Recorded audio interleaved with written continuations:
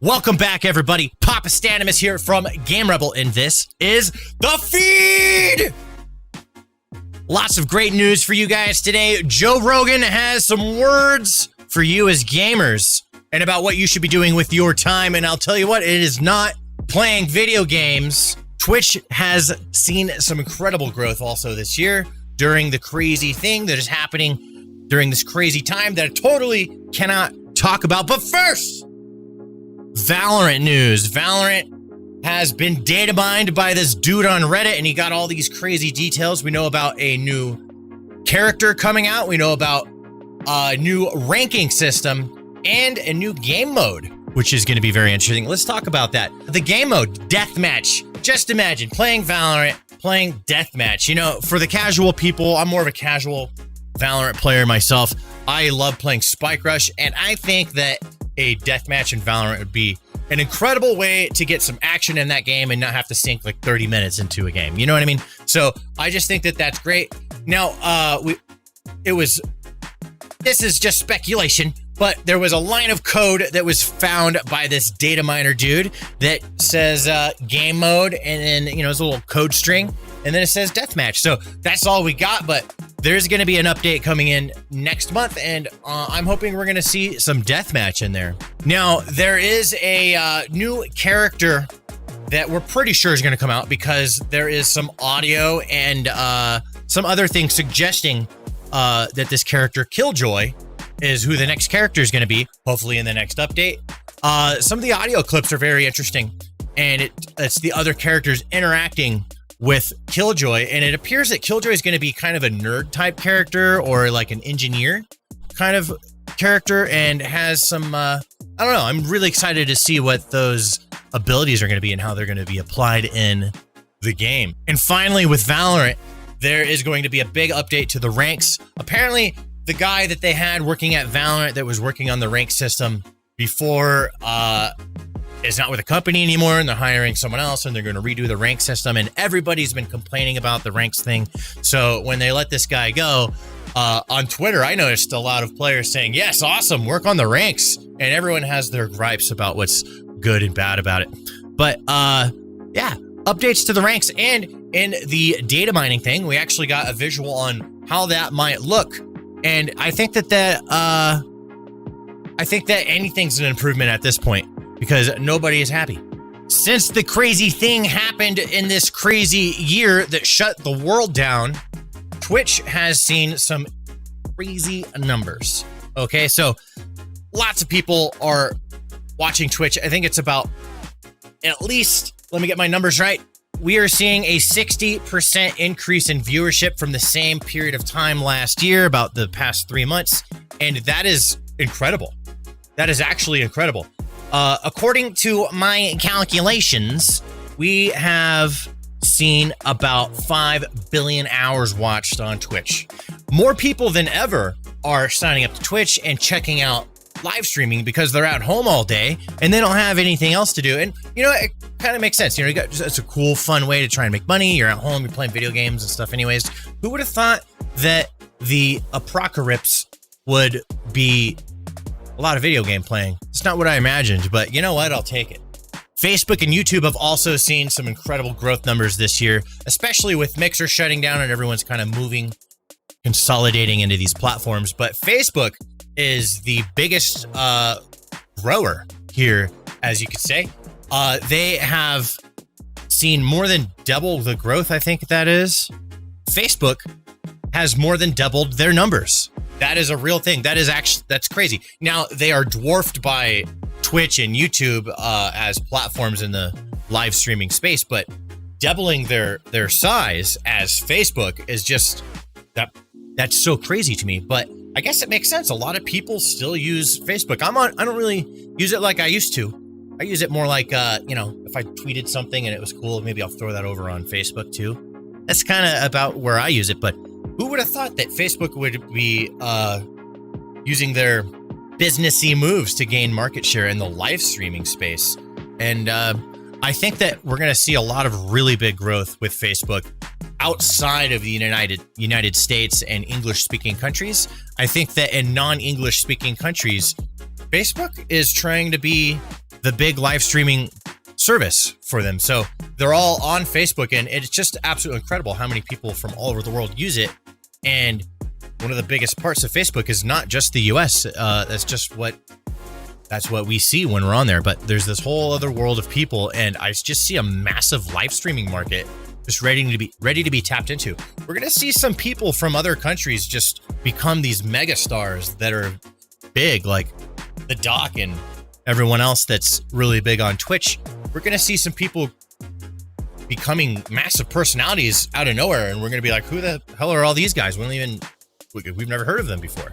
And it's because they're gonna grow on these other big platforms from other countries that don't even speak our language. So there's just gonna smack us right in the face. And it's actually really exciting. I love that the whole world is adopting live streaming. It's just, it's crazy how big it's gonna get. And finally, the big news, Joe Rogan has some interesting things to say to gamers. Hit it. And video games are a real problem. They're a real problem. You know why? Because they're fucking fun. Addictive. And you don't, yeah, well, I have a real problem with them. And you do them, and they're real exciting, but you don't get anywhere. Right. It's like you could do, like martial arts, right? You could learn jiu-jitsu. You get obsessed by jiu-jitsu, and then 3 years later, you're like an elite jiu-jitsu athlete. You're entering in competitions. You're a purple belt. You're moving up. Yeah, you're doing well. Right. You're thinking like, I might be able to open my own school one day. You got confidence. Yeah, if I have 100 students and those 100 students are paying me X amount of dollars per month, I can make a living. Holy shit, I can have this would be amazing. And then you see your jiu-jitsu school, and your jiu-jitsu instructor has all these students and drives a Mercedes, and he's got a nice family, and like, that's the future. This way you're doing something exciting and fun, and you don't. Or you could just be playing fucking video games. 3 years later, you could be that same kid just playing video games, waiting for the next whatever the fuck game is, next Xbox game to come out, and you're gonna waste your time. Now, I understand where he's coming from, and of course, a lot of people are gonna be like, yo, bro, my video games. What are you talking about, my video games? Like, that could be said about a lot of things that you enjoy, okay? Now, here's where the man's coming from, in my opinion. All right, I'm trying to play the devil's advocate here, and I really think that Joe Rogan he's a success machine. He does a lot of stuff with his time. He's done a lot of things in his life. He's a fitness dude. He's a UFC dude. He likes doing MMA. He was the host of Fear Factor and has this big podcast and comedian, all this crazy stuff, right? He's just a success machine, has a lot of things that he's done with his time. He's chosen to use his time to do these things. And he talks about how he played a little bit of Quake. He was really good. That was so long ago, though. So this guy really he obviously does not play a whole lot of video games. Not like normal people play video games. And he is that's his worldview. That's his like he has spent less time playing video games and being productive in life, and he has accomplished a lot and sees the results of what he spent his time on. And that's what he's trying to say to everybody, is to be more productive and play less video games. Now, can you spend a ton of time playing video games and be fulfilled and have a great time? Yeah. Are you going to make a living from it? No, you're going to have to really approach video games in the world of making money from it very aggressively and intelligently, and have a lot of grit and endurance to be able to try and make that happen, because it's so competitive. But it can be done, and a lot of people have done it. But a lot of people just enjoy playing video games because they're awesome. They are, and just as Joe says, they're awesome. They're fun. That's the problem with them, is they're super fun.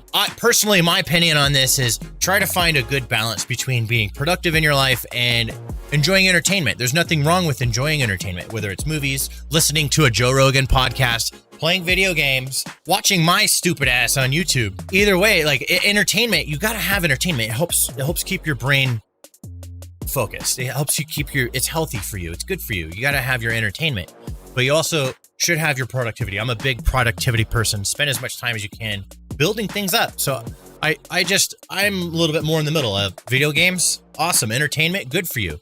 Being productive, also good. If you can mix the two together, oftentimes you're even more productive, just because you worked a shorter amount of time, but you're brain is fulfilled and you're able to just sit there and be like, dude, I had a lot of fun, but it's time to knock out some work. Anyways, that's just my opinions on this. Joe Rogan trending on Twitter because of these statements. What do you guys think of what Joe Rogan has to say about gaming? And do you think it's an attack on gaming? You think maybe it was a marketing ploy? Maybe he's like a marketing genius and he's like, if I say something about gaming, maybe I'll be all over Twitter, trending on Twitter, dude. I mean, it's good to be trending on Twitter. Guys, thank you very much for watching the 4th episode of The Feed. The last episode I uploaded absolutely blew my mind with how many people watched it. I was expecting maybe 100 something views or whatever. At this moment in time, it is over 600 views, and all those views are coming from YouTube. A lot of them are from the subscribers, and then it measured the way subscribers interacted with the video and started serving it out to random people that like esports and gaming stuff, and the people have been watching it. It's actually crazy. So I'm hoping that this 3-stack method of news is going to be a continuing thing that's working. So here we are, another 3 pieces of news in one video. Thank you guys so much for watching and supporting. If you guys can leave a like and comment down below, that tells YouTube, hey, this video is getting engagement. All right. So if you guys could do that for me, that's a really big deal. You did it in the last video, and it actually works, guys. You got to like, and you got to do it all. You got to do all the things. I stream live on Twitch Monday through Friday. If you guys want to see me live, I do a lot of Valorant right now, doing a little bit of Modern Warfare. If you guys want to check that out. And as always, be safe, and thank you for everything. You guys are awesome. Love you. Oh my God.